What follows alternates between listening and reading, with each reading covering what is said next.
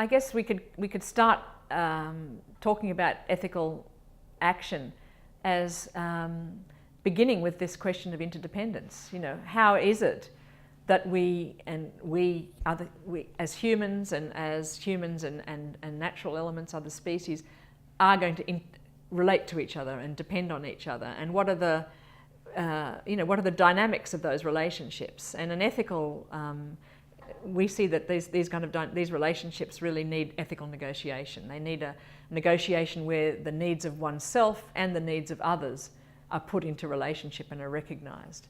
So the term ethical action is really relating to the fact that those kind of negotiations need to be made more real.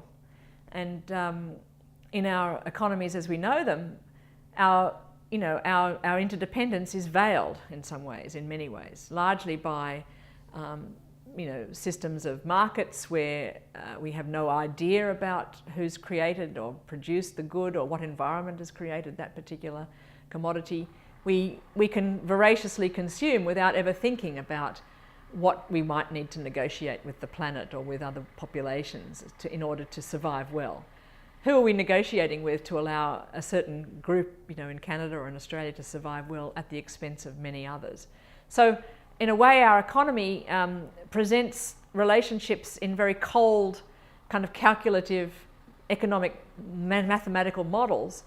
But really, these are human interactions. They're human negotiations that need to take place. So if we want to take back our economy to make it more sustainable for everybody, we have to kind of pierce open those places that negotiation has been taken out of our hands, or it has been veiled, or it's been made into a cold calculus rather than a warm kind of sense of care for others. And doing this is hard work because it means it's not simple. It's not.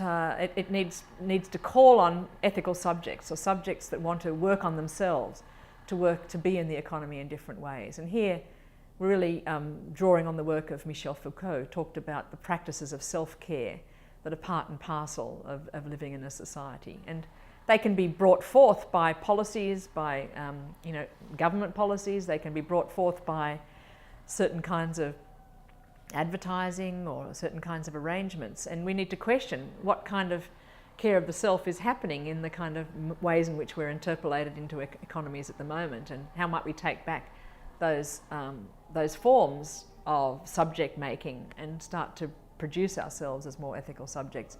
And I think the big challenge at the moment is to think about how we relate to other species that are also on this planet, whose livelihoods are being destroyed largely by our practices. And that's just one place that people are starting to act more ethically. I mean, they're starting to say, let's think about the chickens that are in the batteries that are producing the eggs we eat. Do we want to have that kind of ethical relationship with that particular species, or do we want to have a different one? And taking back is going to involve renegotiating our relationships in every dimension of our economic life.